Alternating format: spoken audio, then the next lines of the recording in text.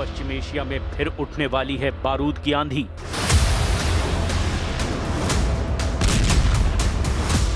क्या वर्चस्व की जंग में फिर आमने सामने होंगी दो शक्तियां? इजराइल और ईरान से बजा नए महायुद्ध का सायरन।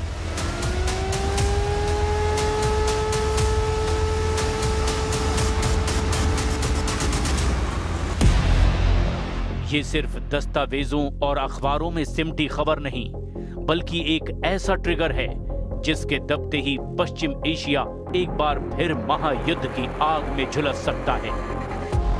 क्योंकि जिस तरह के बयान और संकेत दिखाई दे रहे हैं वो इसी बात की ओर इशारा कर रहे हैं, जरूर कुछ बहुत बड़ा होने जा रहा है। महातबाही का इशारा दिया गया है इजराइल की तरफ से। प्रधानमंत्री बेंजामिन नेतन्याहू ने एक बार फिर से अपनी उस सौगंध को दोहराया है जो बताती है कि फिलिस्तीन को अलग देश का दर्जा किसी भी कीमत पर नहीं दिया जाएगा, फिर चाहे इसके लिए इजराइल को कोई भी कीमत क्यों न चुकानी पड़े, फिर चाहे किसी भी देश के साथ उसके रिश्ते क्यों न दांव पर लग जाएं। क्योंकि नेतन्याहू ने साफ कह दिया है कि फिलिस्तीन इजराइल की सुरक्षा के लिए अस्तित्व का खतरा है।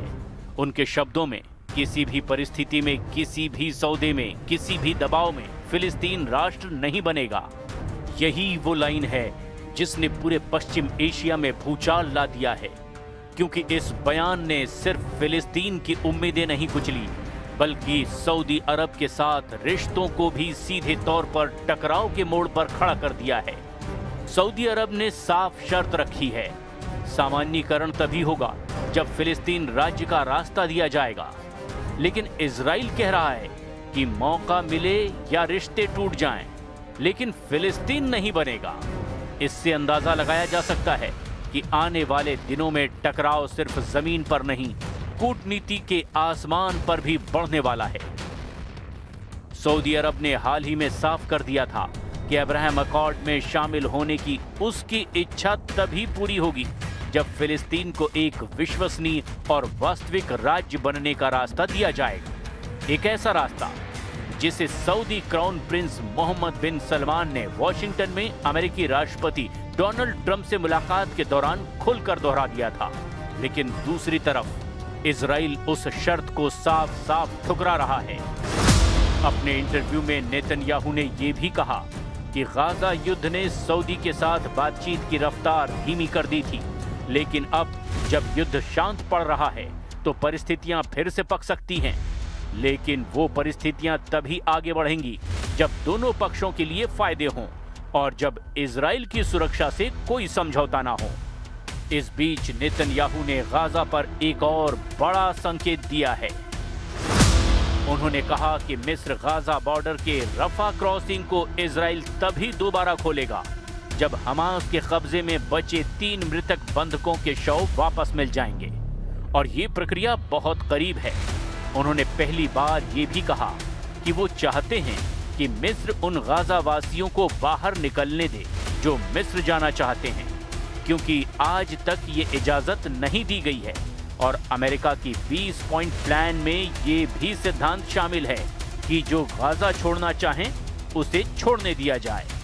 यानी एक तरफ इजराइल फिलिस्तीन के लिए हर दरवाजा बंद कर रहा है और दूसरी तरफ गाजा में बाहर निकलने का नया रास्ता खोलने की कोशिश कर रहा है। यही विरोधाभास, यही आक्रामकता और यही राजनीतिक जिद अब उस बड़े टकराव की ओर इशारा कर रही है जिसकी आहट पूरे पश्चिम एशिया में महसूस की जा रही है।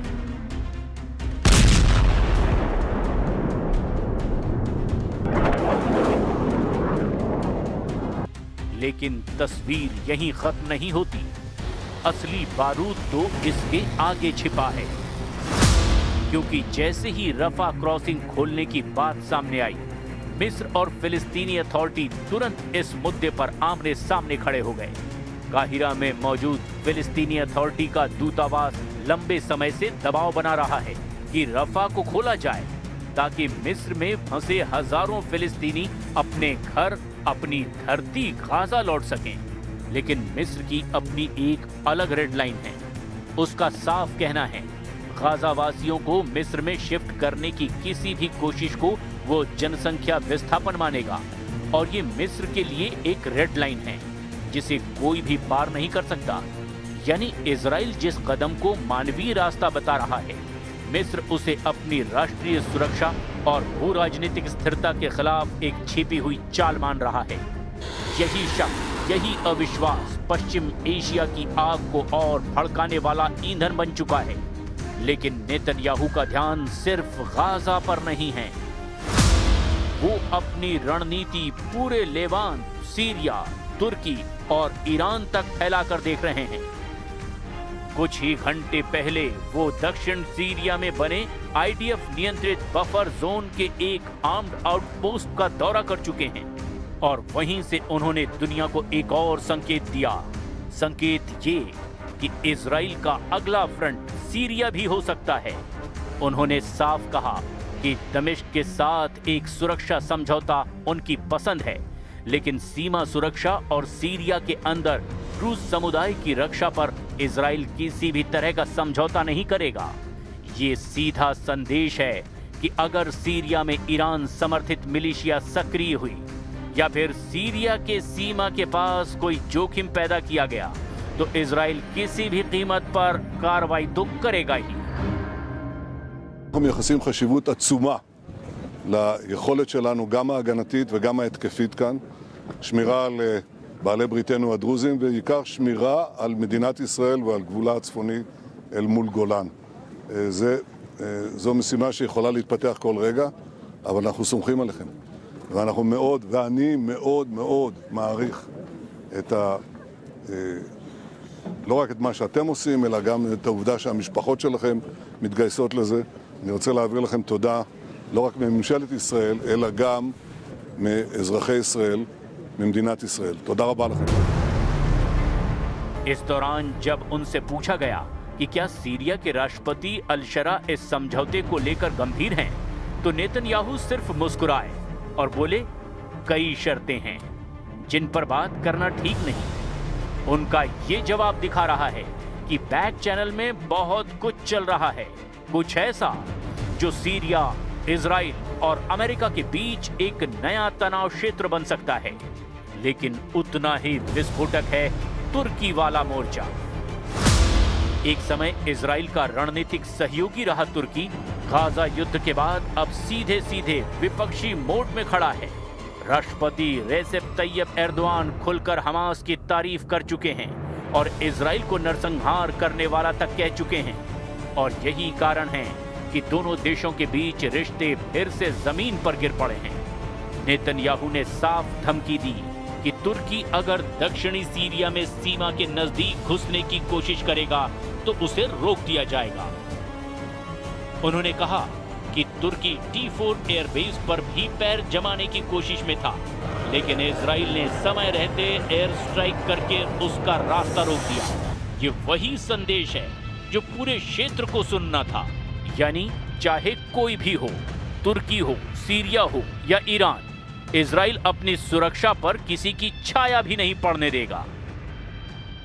इसी कहानी का एक नया चैप्टर ईरान से जुड़ता है, यानी उस मोर्चे से जहां से सबसे खतरनाक चिंगारी उठ सकती है।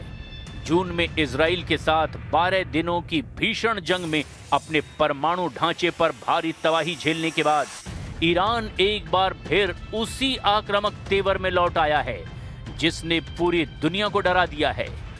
ईरान के विदेश मंत्री अब्बास अराक्ची ने अब खुलकर कह दिया है कि IAEA यानी इंटरनेशनल एटॉमिक एनर्जी एजेंसी को उस वक्त तक ईरान की एटमी साइट्स तक प्रवेश नहीं मिलेगा जब तक एक ठोस, लिखित और आपसी सहमति वाला समझौता नहीं हो जाता। I shall stress that in case of any hostile act against my country and in the event of reimposition of terminated United Nations Security Council resolutions, Iran will regard these practical steps as terminated.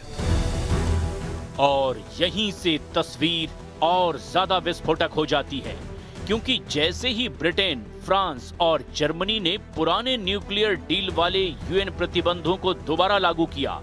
Iran ने IAEA के साथ सितंबर में हुआ नया सहमति समझौता भी अमान्य कर दिया। यानी ईरान अब खुले तौर पर कह रहा है कि पश्चिमी देशों पर भरोसा नहीं किया जा सकता। इतना ही नहीं, ईरान परमाणु संप्रभुता और मिसाइल क्षमता को अपने अस्तित्व का सवाल मानकर किसी भी कीमत पर झुकने को तैयार नहीं। और यही टकराव, यही अविश्वास आने वाले समय का असली बारूद है, जो किसी भी पल बड़े विस्फोट में बदल सकता है।